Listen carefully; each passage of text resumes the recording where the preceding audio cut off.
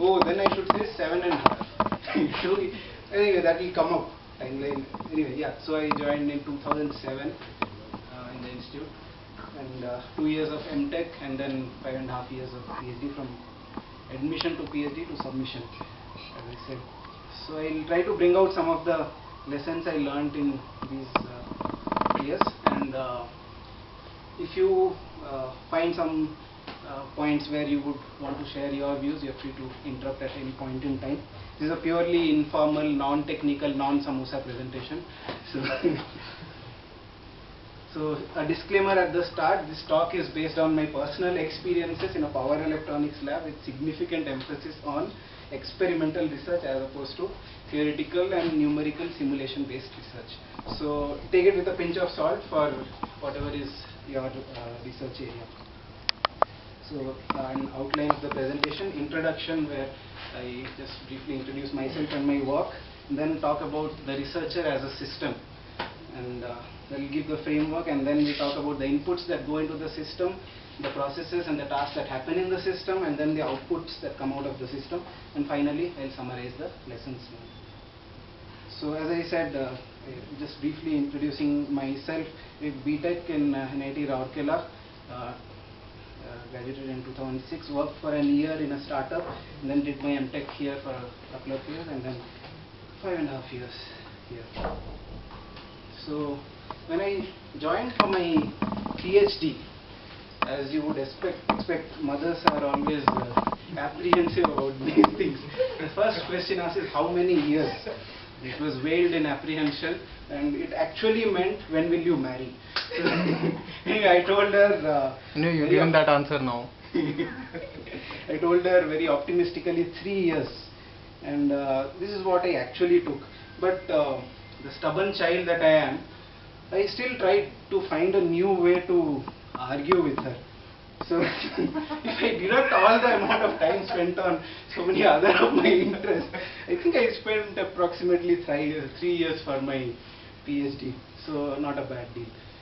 So then getting down to my research, my research is on legged locomotion. Initially started working on the kinematics and dynamics of a particular kind of leg mechanism called the Janssen mechanism. So it's like a linkage mechanism, planar linkage mechanism consisting of several of those links.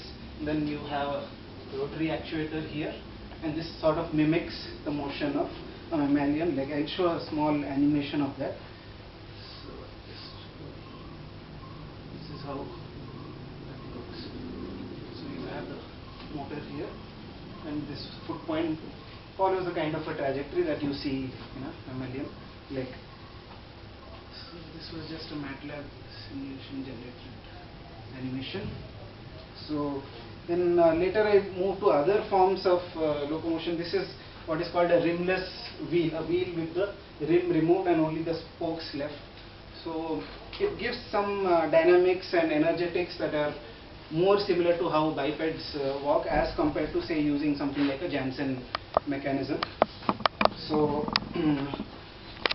you can see a few pictures of the entire setup and the electronics, and it is in the complete mechanical, electrical, electronic hardware for it, and also the embedded software for it we wrote, and devised a new method for controlling the forward motion of such a vehicle using what is called pulsed torque, where you don't actuate the motor continuously but give it in pulses, and all the time you are trying to synchronize the two wheels so that they are moving in sync, the spokes are moving in sync. So that is just a brief thing of my research.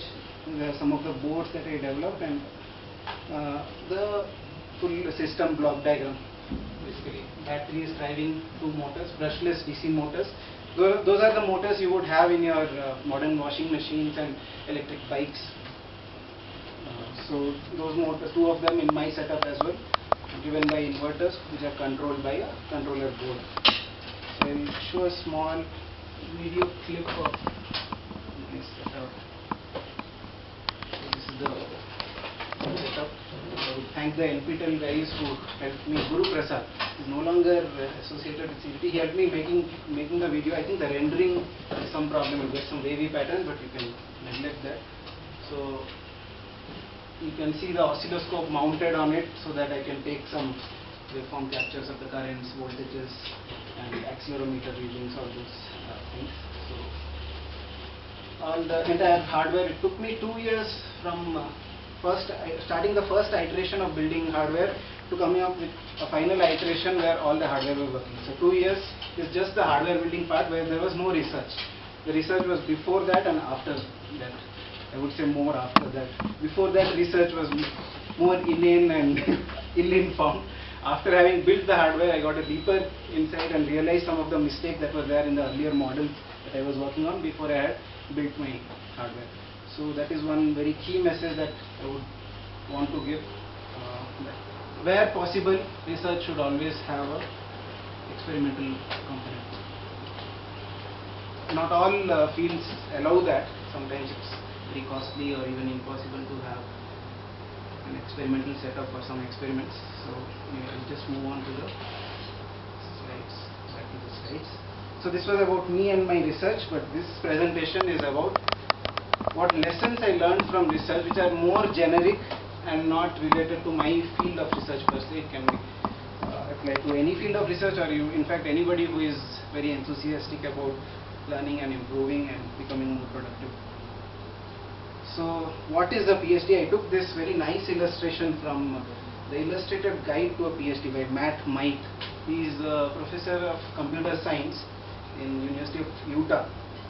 So this thing has become so popular. There are about 32 translations of this article that he has written. So this blue region is your the whole circle, or whole sphere I should say, is the entirety of human knowledge, and this blue one at the center is what you cover when you are in school, primary school, gradually expanding your knowledge. Green one is where you are after high school. Then after bachelor's you still expand and master, and then finally PhD. You try to reach at the edge of human knowledge and then create a tiny ding there. There's your PhD, and there's my PhD. So in the big scheme of things, that is what a PhD is. So that just gives a very nice perspective of how minute our contributions are individually, even though we might think that it is otherwise. So next, coming to the researcher as a system. There are certain inputs that go into the system, information in various forms, typically papers, books, talks, and various experiences in terms of what all people you talk to, what all you get to see, demonstrations from companies, or various kinds of other experiences. And then you have outputs from the system, which of course happen after all this information and experiences are processed inside the researcher through his own methods of analyzing and synthesizing that information. And all those processes and tasks lead to certain outputs, which are in the form of hardware if it is experimental research or product oriented, or it could be software based when you come up with applications or scripts that are useful to others, and of course knowledge in the form of papers and various other forms of documentation. So this is the overall scheme of things, where initially we look at this aspect, then that, and then that. So talking of okay, before I go into the inputs and just try to look at the learning and productivity curve, these are not any peer-reviewed stuff. This is just my views. So my observation based on how I learn with passage of time, may be true with a lot of other people. If I fix the mode of input, that is my sources from which I get my content, and fix the processes that I follow in terms of how I process that information, and also fix the kind of outputs I give. If all these three are fixed, then the learning curve, that is my knowledge and skills added up, tends to have this kind of a curve, which I think would be true for most people. So if you stick to that one kind of thing, you read that paper, you analyze it in the way that you always do, and then write something that you thought could be an extension, then with time you will finally go towards a saturation. The learning curve will become lesser and lesser in terms of the slope. And productivity curve, whereas, is like this. So it's still possible that once you have garnered a lot of knowledge and skills, you can reach such a high level of productivity that it's okay to just stagnate at that level of learning and be very productive. That is possible. But the happy zone lies in high learning rate and high productivity. So the productivity value itself has to be high, and the slope of the learning curve also has to be high.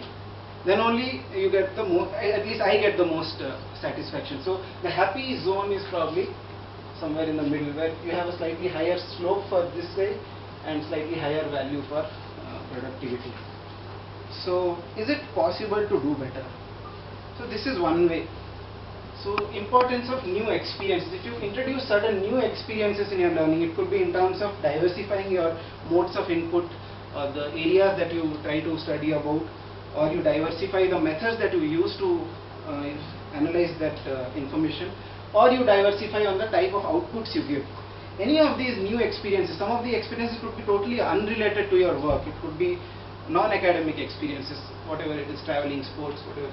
When you do that, you are able to sort of again get back to the new learner phase and have a steeper learning curve, because the insights that you get from looking at it from various perspectives steepens your learning curve. So it's important that you keep introducing new experiences at certain intervals of time, so that you can hack your learning and have it at a higher slope.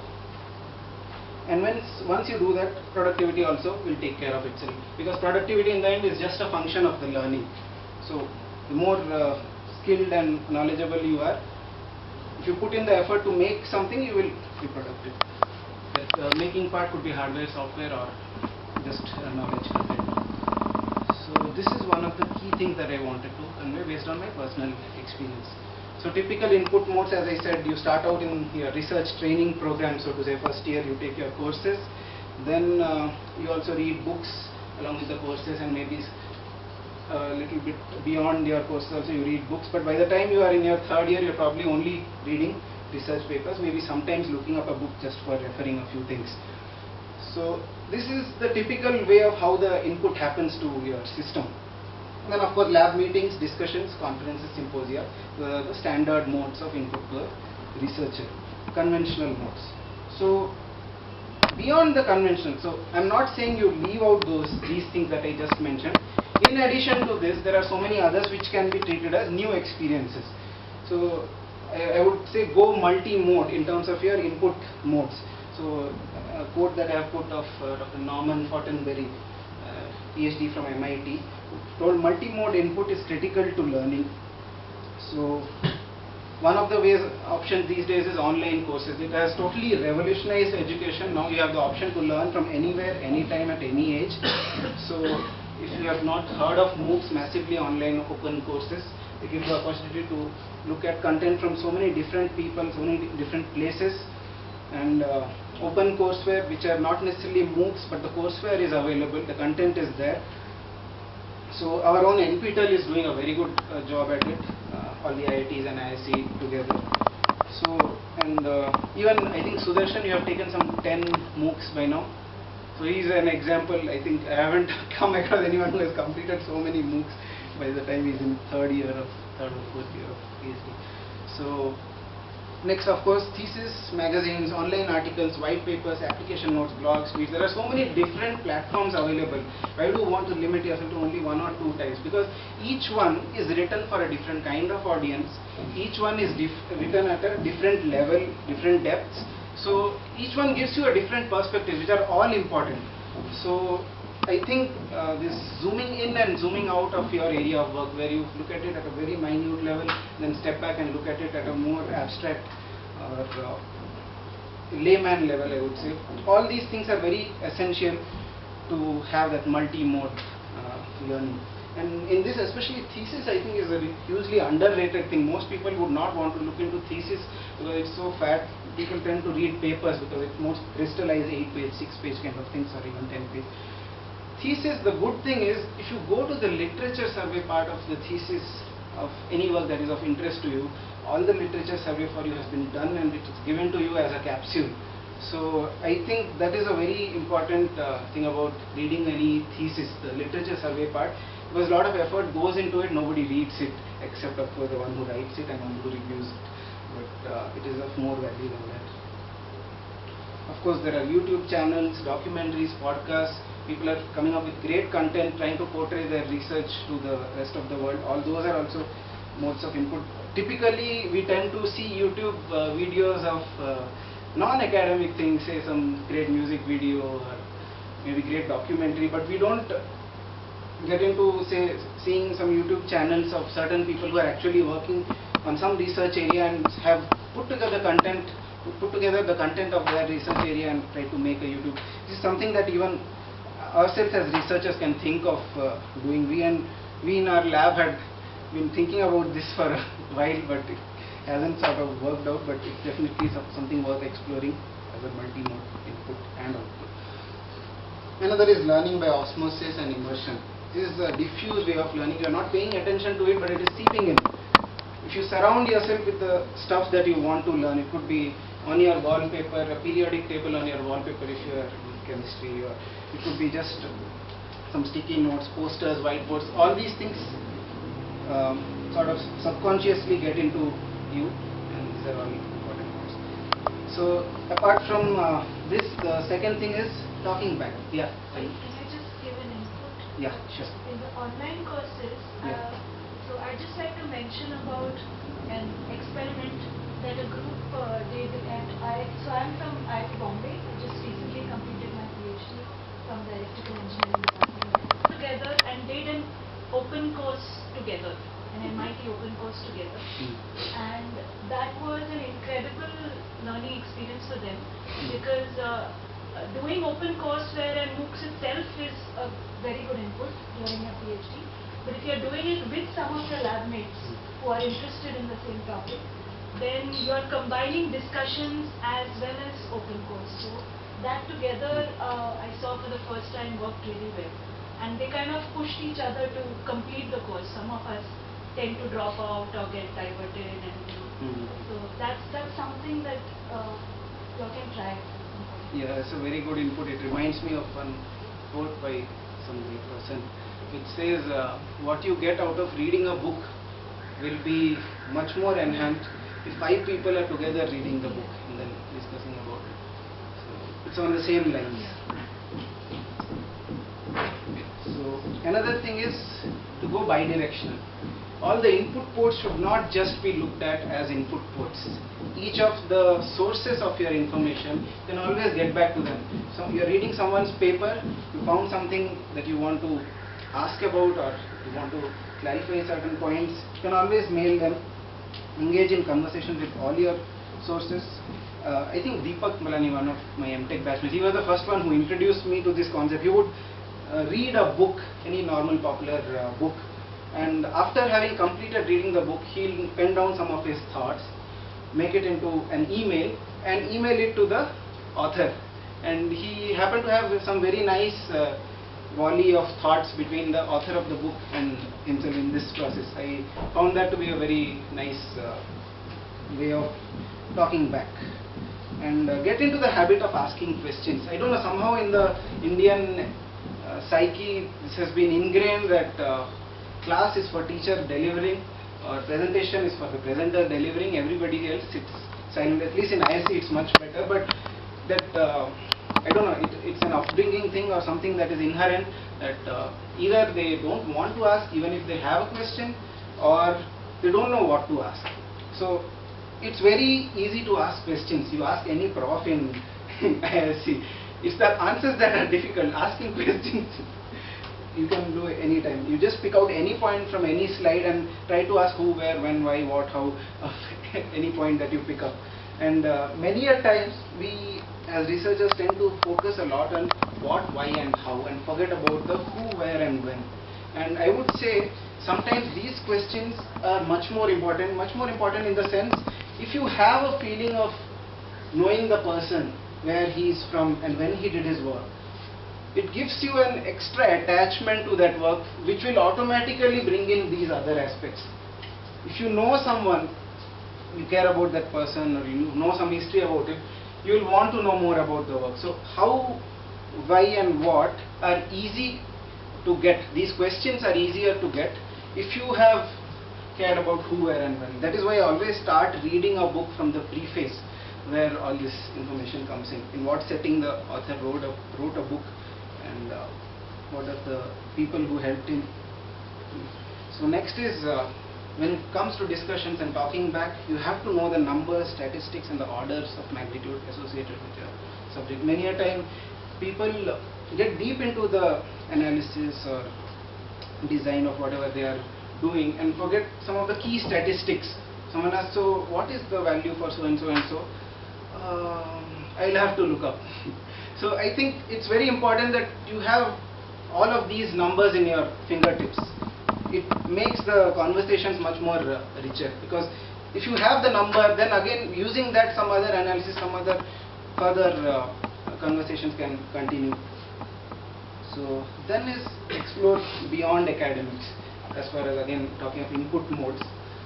Far too many people are stuck inside the lab. You need to get out of the lab, and because you cannot really be first rate at your work if your work is all you are. And this quote I took from Professor Arindam Ghosh. He used to be my teammate in ISC cricket team. He is from the physics department here. He once told me when I was taking an interview of him, in any profession that involves a fair deal of thought, of course he meant research, maybe several other fields also, it's easy to get stuck in thinking loops. Or playing a sport helps break the loop so that you can start afresh from a new perspective. It could be sport, it could be arts, it could be any other of your non-technical interests. So sports, music, arts, volunteer activities, travel. Then after the input part, now we are down to the processes that happen. Taken in all the information, now you have to process it. Thinking in terms of analysis, I would quote Professor Vittal Rao, who taught the most wonderful course that I have ever taken, Mathematics for Electrical Engineers. I am not at all a mathematician, I am not very good at it, but I really loved that course, the way he taught it, probably the best taught course. So he told, think on your own, write your own book in your mind. It doesn't matter what all books or papers or whatever it is that you have read, you have to be able to shut all of that down and write your own book. So that I think was a very good input. So of course thinking and analysis involves pen and paper analysis, back of envelope calculations, mathematical division, thought experiment. This all of you would already be doing. And diffuse contemplation when you are bathing, walking, cycling, waiting for people. And framing and solving mini problems and gradually building up the magnitude of the problems leading up to research problems. I would quote again another mathematician, George Polya, on this. If you can't solve a problem, then there is an easier problem you can't solve. Find it. So this is coming from the other way. You started with a tougher problem and made it simpler, and you should try the bottom-up approach also, from simpler problems to. So being able to sweep from top to bottom and bottom to top, both are equally important. So next in thinking comes the organization of your thoughts. So I always maintain a set of unanswered questions that I always keep periodically updating. So maybe I'll keep some 4 or 5 different fields, physics-based questions, or electronics-based questions, robotics-based questions. So some questions that, because it's easy to come up with questions, I will just why so and so and so. Then I would say, okay, I don't know the answer, and I'll note down the question. And then once you make a habit of this, it can come up anytime, anywhere in a diffuse mode. You are traveling in a bus or you are sitting waiting for someone. These questions can keep coming up. It's very important to note all of these down, because our brain has a way of forgetting all these flashes that come to us. It may be questions, not ideas, but all these questions are also important. So I make this habit of having these questions written down.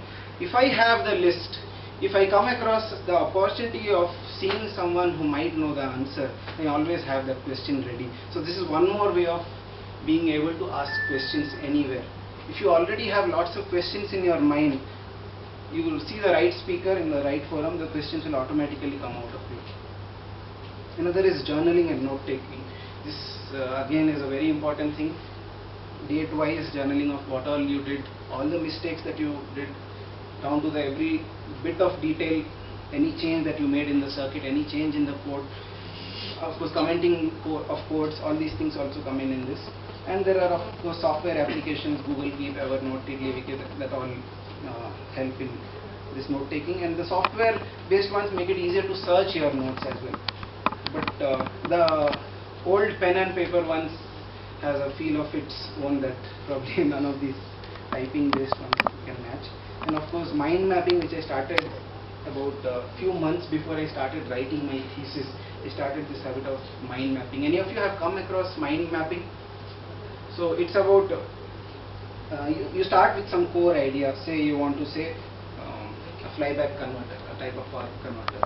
What are all the things that are associated? What are all the things that come to your mind? Okay, what are the devices involved? What is the topology? What is the controller? How does the output change with input voltage, with change in duty? Whatever question that comes to your mind, you can just dump those without having to think about a linear flow or logic there. So that is what is called vomiting into the page, or vomiting onto your computer screen. So the moment you talk of a topic, there are lots of ideas that randomly pop up to your mind without having a connection to one another. So mind mapping allows you to just vomit those ideas and then rearrange them, structure them, classify them, then start to make sense of it. This is a very helpful tool when you start writing on a big project. You mind map it, rearrange, organize, keep adding, classify it again and again, and then it makes it easier to write when you actually start writing sentences. Reference management, extremely important for your literature review. There are lots of tools that do it. Jabref is one of them. Of course, most of the tools that I talk about are probably Linux based. There could be equally good tools on Windows side as well. So again, Jabref does a very good job of being able to sort all your references by year, by journal name, by author name, by keywords. So it becomes easier because the file names can always be some new 123, some ISBN number given by the website, and it becomes hard to search. Can you include Mendeley also? Yeah, Mendeley is also a very good one. And one more is Mozilla based Zotero. Yeah, that is also another good one.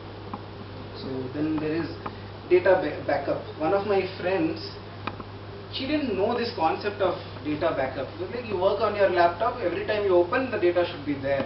Once his hard disk crashed, and that is when he realized that, okay, I have to back up my data. So I typically make 2 copies of it, one on an external hard disk and one on another computer in the lab or somewhere. So I think it should be something that is done at least every day, if not every hour. Because every hour of effort spent should not be lost just because you didn't back it up somewhere. Some hard disk crashed and you lost so many months of work. I use GRSync for that. And of course version management when it comes to your software codes. So it should not be like vector control 1, vector control 2, vector control new 1, vector control unpublished 3, and like that you go on making so many files. And working. Yeah, working, modified. So many different words come up these days. So it's always good to do it in a more structured manner. How software companies and even many hardware companies who have a significant embedded software contribution, they systematically tag all the working versions of their software, and then everything is, you can go back and forth and see them. I would thank Abhijit for introducing me to Git, which is the tool for this. And in fact, for many other software that I am using, Abhijit and Sudarshan were the ones to introduce me. Then of course I go into doing. After thinking comes doing. So computation and simulation is typically how you start to get a basic understanding of your system. Because it's easy and fast compared to say rigging up Excel. You have to buy that component, this component is folder, and you won't get the right drill size. So many different problems come up when you try to build the Excel. So people take the easier route. Okay, let me just simulate it. But simulations can fool you if you don't know whether the models are right, are they exhaustive enough, are they accurate enough. So you have to be careful about that. Your model is only as good as your worst assumption. This is what I try to say. So for research, there are some fields where experiment is not possible. So if the experiment is too complex, too costly, or impossible in some cases, then of course you have to resort to simulation and computation. And then there are certain areas like, I would say, in VLSI, the models of the devices are so exhaustive and accurate that if you get it right in simulation, you are almost sure of getting it right in the experiment, that is the hardware. So in such scenarios, these two kinds of scenarios, it might make sense to do research using computation and simulation. Our lab, it's a different kind of thing because it's possible to do experiments. So we just use simulation as a precursor to the experiment. It's not the main thing, but gives you a basic understanding till you can go up to the experiment. So I would quote my guide, Professor Umanand, on this.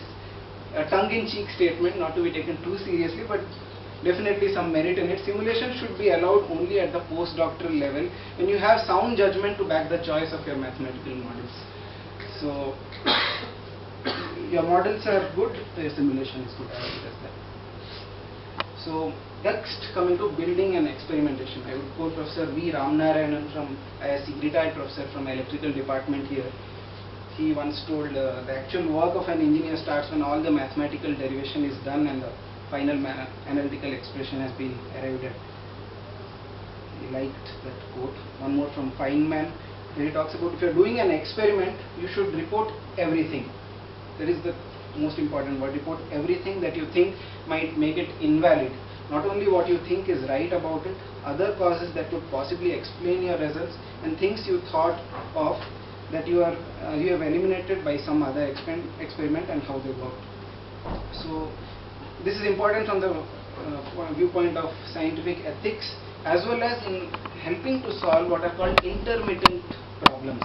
So when you get stuck in a particular research problem, I am talking of experimental research here, there are certain problems that can be easily replicated. You do this, and this problem happens. And every time you do that, that problem happens. That is what is called a repeatable problem. So repeatable problems are slightly easier to solve because there is some pattern to it. What is more difficult is to solve what are known as intermittents. Sometimes you see that problem, sometimes you don't, and sometimes it totally goes off, and then 5 days later it again comes back. So if you have this practice of reporting everything whenever you get certain results that this is exactly what I wanted, try to look for things that are not exactly what you wanted. Try to look for the glitches in the waveforms, try to look for some aberrations in the values that you are getting, and note all of that down. Sometime later, if you see some intermittent problems in your experimental setup, you will have to go back to one of those things that you had neglected earlier, and that is what is causing this intermittent problem. So that was my experience with the hardware building part of my research work. Next in building and experimentation is the repeatability of the results. In the previous slide I talked about repeatability of a problem so that you can solve it. Here it is about repeatability of the final result that you get. If an experimental result is not repeatable, it is not a result. As simple as that. The repeatability could be in terms of determinism, how deterministic it is, or in a statistical sense. That is also fine. But it has to be repeatable. Unless that is there, you shouldn't call those as your results. You have to go back at it, try to do it again and again and again to see whether what you have got is right, or is it just an illusion that you are getting from it because that is what you want to see in it. So that is a very important thing. I think this is one of the most important points I would want to put across. So, and these are some of the tips that come up for again hardware building. In any setup, experimental setup, when you are building it, take care of the fault conditions at your outset. So it's like putting the safety net in place before you get on the tightrope. Far too many people will build up their setup putting this and that together, some component they would have made, some component they would have bought, and put everything together and try to run. Because in the theory they would have read, okay, this block, they're working together and you get so and so behavior. So if the fault conditions are not met, then some problem could happen and any of those components could go bad. And then there is again a very large loop time involved in trying to get that thing back up in working condition, and it eats up a lot of time. So in the interest of saving time in experimental research, the iterative time, it's always good to take care of, not good, it's imperative to take care of fault conditions at the outset. And then the rule of incremental changes. Again, as I said, many people when they go by the bookish knowledge of, okay, this is the block diagram, this block, then this block, then this block, then this interacts with this takes signal from that. They do rig up everything, turn on. I've seen it so many times. It's about testing each one separately. So I don't know why I see it happening again and again. It has to be an incremental change. Look if that change works. Again, another incremental change. Look if that change works. Most people, by the time they are in the third year of their experimental research, they would have gone realized this. This reminds me of one in the lab. So, if you had a blast in the lab, if you were working on the setup and there was a blast, you are not graduating that year. So there is something that you have to still learn.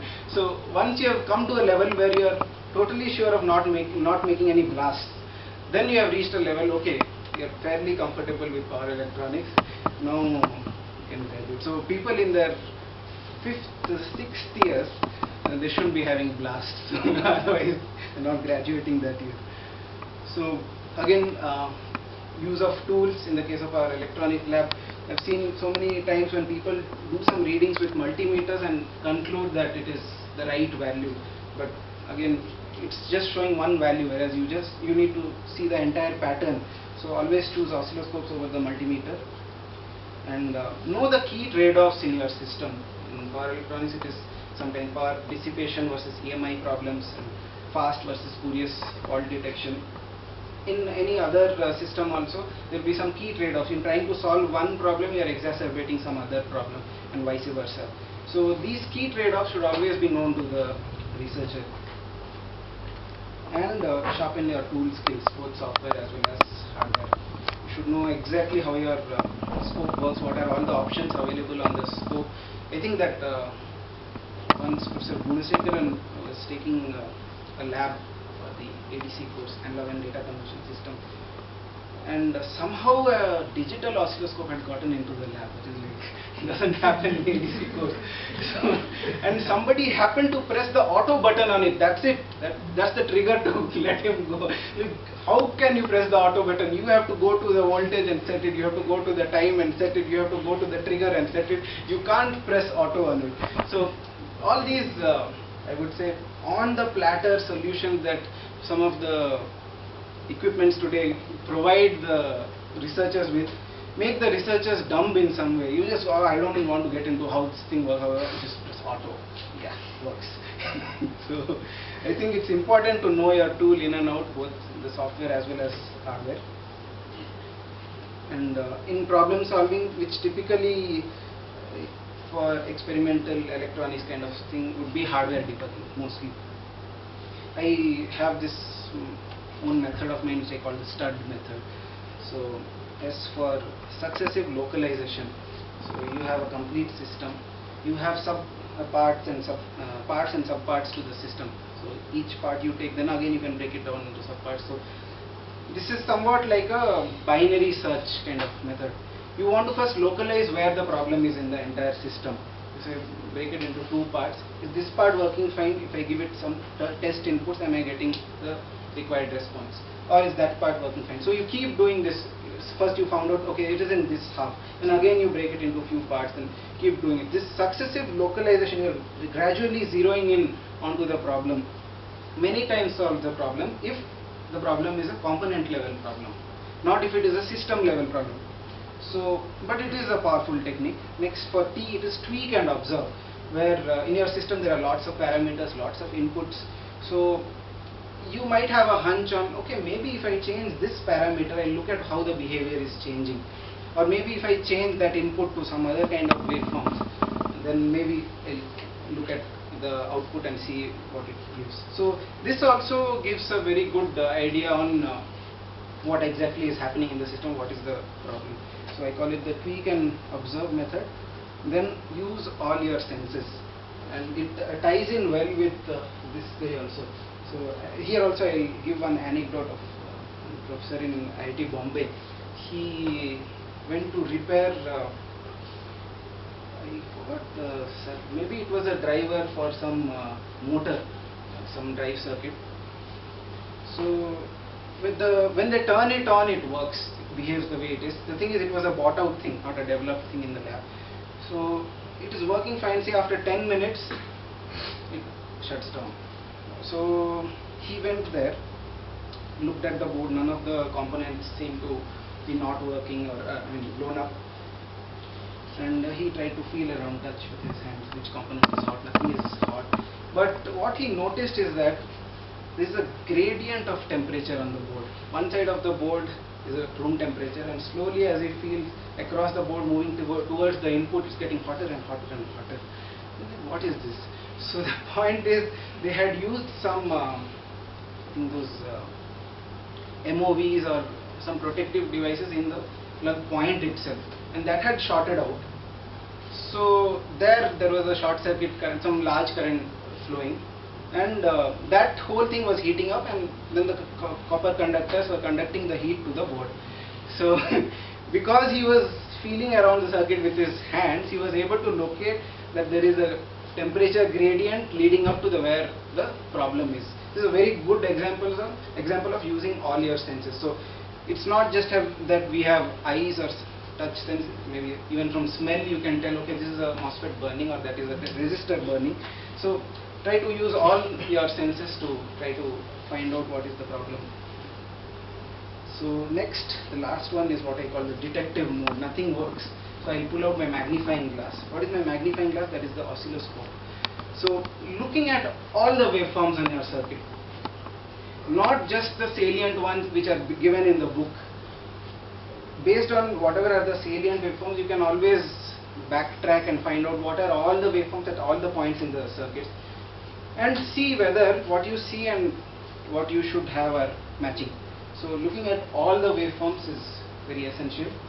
And then another thing is to look at the problem waveform and some of the related waveforms which affect that particular waveform at a particular instant of time. This helps in solving intermittents again, the intermittent problems.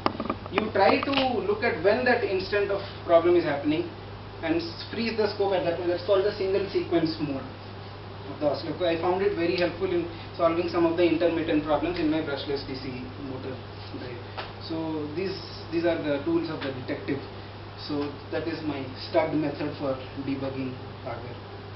So do not rule out anything as a possible explanation or reason for something till you know for sure through repeated experiments under various conditions. Not just repeated experiments, it is repeated experiments under various conditions, and all the while remember you are noting down all the things that are slightly off from what is the expected result.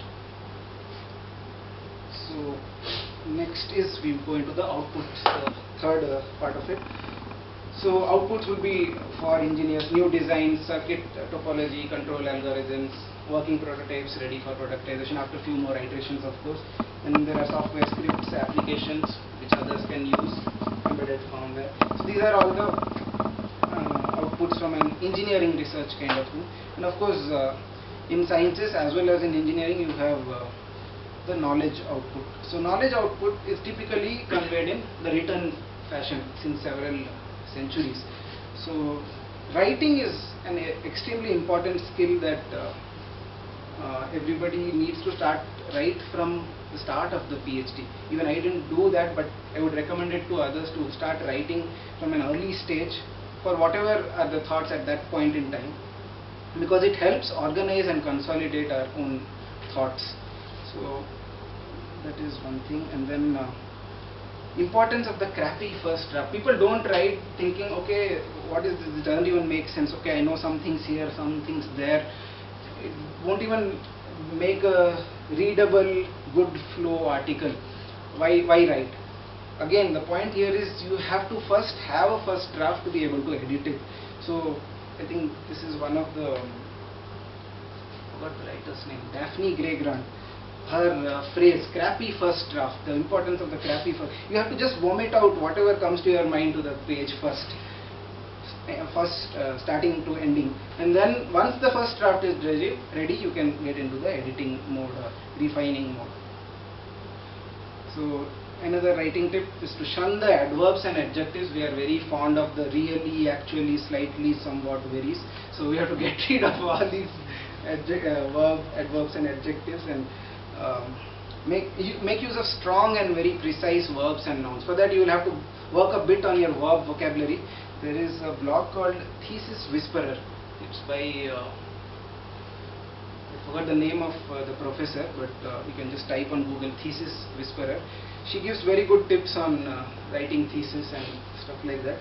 And she has made one PDF file of verb vocabulary for researchers, where she has some 50 verbs that every researcher should know and use.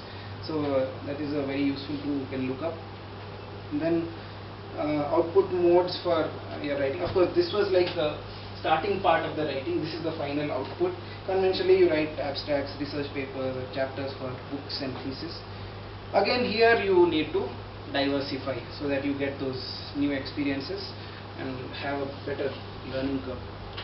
Write popular articles, write application notes for the components that you use from other people, third-party vendors. Write tutorials for simple things. It may not be research, but it is something that a lot of people get stuck in. How to do so and so and so with so and so and so. So this is the setup. You want to do this task, how to do it. A lot of people don't do it and get stuck on it for weeks.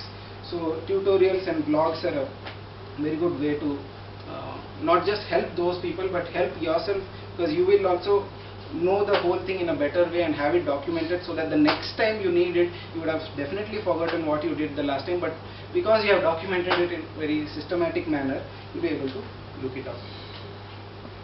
So again, on writing, I recommend to write a 1 para, 1 page, 2 page, 6 page, 8 page, 10 page, 20 page, 50 page, 100 page, 200 page and a 400 page versions of your work, where the 200 page version is what is your thesis, and then you have to still leave out lots of details in your thesis so that the review happens at least. So in all those details that don't somewhat go into the thesis, the extra things that are not as important to the research, can be there in your mega thesis, 400 page one. So go as far as 10 to 15 drafts for each research paper. That is important for keeping on refining it, ironing out the flaws in the paper, both in logic as well as grammar, then as well as flow, I would say. Subject your manuscripts to multiple reviews. It's very possible that you write something and then refine it internally again and again. By the time you are at the 5th stage, that is crappy draft, okay draft, good draft, very good draft, excellent draft. 5th draft, you are very happy with yourself. Oh, this is an awesome piece of writing. And you give it to your lab mate, couple of them, and they'll find so many flaws in it that you didn't ever notice, because you are already thinking in a particular way. So all these inputs from a third person, 3rd, 4th, 5th, as many as you can, are very important, external inputs. So subjecting your manuscripts to multiple reviews are important. Of course, that is why the research papers have that review process, but it should also happen within the lab, or if you have friends who can do it. Marketing your work, I'm not good at it, but I see some merits in it. There has to be a way to have an elevator pitch.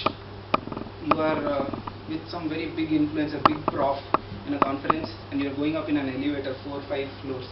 You just want to have, you have 2-3 sentences to tell and should be able to get his attention. I have not tried this, but I have come across people who have made elevator pitches for themselves or for their research and are able to market themselves. And there are some journals that encourage you to give research highlights, which are 3 or 4 bullets in addition to the abstract that you give, so that it's even easier than reading an abstract. Directly you get, okay, this is the main contribution. And of course, cover letters when you submit the manuscripts for the papers that you are writing.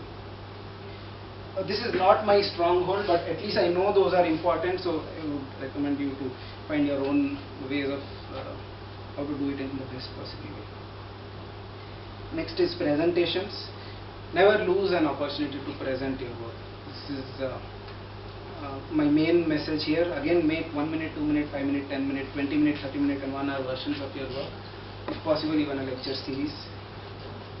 And communicate with audience at various levels. I think I talked about this point earlier also, right from school level to the experts who are much above your level, so to say, or know much more than you. So that is another thing. convey key concepts in figures that most of you might already be doing. And while making these figures and infographics, sometimes we have this habit of making one figure and then another figure, and then the number of figures becomes very large. So it's again a skill to combine all the information in all the figures and make an abstract figure. Just like you write a paper, the 8-10 pages you are able to compact into one abstract of 200 words. The same skill has to be learned for figures also. If you have 10 figures in your paper or your article, you have to combine all the information in the figures, because those are the key information actually, whatever is there in the figure, into one abstract figure or a dense infographic that contains all the information. That is again something that I am still trying to learn, but I know that it's important because I have seen it in many of the very good quality papers that I have seen. And again, make an audio or video figure. This is another multi-mode output, you can say. All these constitute a multi-mode output. So again, so I have 5 minutes to give you the key takeaways. This is what I told initially. The researcher as a system, you have so many inputs, some processes happening inside, and then your outputs. First key message: diversify your inputs. Explore various ways of input because it is all new experiences. Diversify your output modes, not just the conventional modes. Try out various forms of written, vocal, and there is oral and audio, video kind of things, and for various audiences. So these are two kinds of diversification. The third kind is expand your toolbox. What are the different kinds of techniques you are using? What are the different tools that you are using? So all that also needs to be expanded out. So this is 3 types of diversification that we need to do on the input side, within us, and on the output side. And the 4th one is to make each of those ports bidirectional. So you have to talk to each of your sources and get feedback from each of your consumers. And hopefully you will be an enlightened researcher who is making those dents in the sphere of knowledge. So this is again the same thing. I have put it in text so that if someone has not attended the talk, they can just see. So this quote I came across yesterday. Yesterday there was a talk by Professor Michel Danino, science historian, French, settled in India for 40 years. There was a very nice 2-hour talk yesterday about it. So he is telling this from his observation of civilizations across the world: Mesopotamia, Greeks, Europe, Western, as well as in India. The progress of scientific knowledge he has studied for all these various civilizations, and it has always been a group of scholars working together that have been able to proceed far ahead. So he calls it the critical mass. There has to be a critical mass of scholars, not just in terms of numbers but also in terms of how much interactions happens between them. So he says intellectual debate and exchange of ideas between scholars is vital to the growth of any field of knowledge. I think it's a very good input. So another wrapping up thing from my guide. He told this on the first day of my research when I met him, my first meeting with the guy. He had told me, while solving a research problem, do not get emotionally attached to a particular line of thought just because you spent a lot of time and effort on it. So this is one more very key input. I thought is a takeaway for me from the PhD. So my PhD from IISc has been innumerable iterations of self-correction. Thank you. I tweet at my Twitter handle and sometimes blog at the links that I've given. This PPT, the presentation in PDF format, I will put it up on my blog. Feel free to give any of your comments online, and if you have some thoughts right now, you can tell it right away.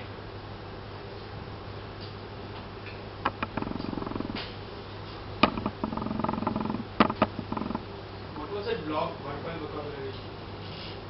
Verb vocabulary. That is Thesis Whisperer. THESIS, then WHISPERER. Any experience in academia? I couldn't hear your question. Any experience that changed your perspective about someone in time? About someone. Oh my God. Is this related to this talk? Why you spend a lot of time? Hmm. I think at least on my part, the PhD has been about trying to change myself rather than trying to look at other people and changing them. That is probably more in the line of management sociology. Because there you want to make other people behave in a certain way, whereas PhD is probably about making yourself behave in a certain way. So I think the problem that you talked about is much more difficult, because myself is a controlled system. I can control myself, but yeah, other people, I didn't actively judge other people to be able to say that, okay, my perspective of this person was this, and after this event happened, it became this. So yeah, no comments on that. No, one thing is you should ask some other person to explain your work to you. Yeah. It might be an interesting thing. It's like, okay, did I do that? I never thought about it or something like that. Yeah. Okay, thank you very much. Time to wrap up.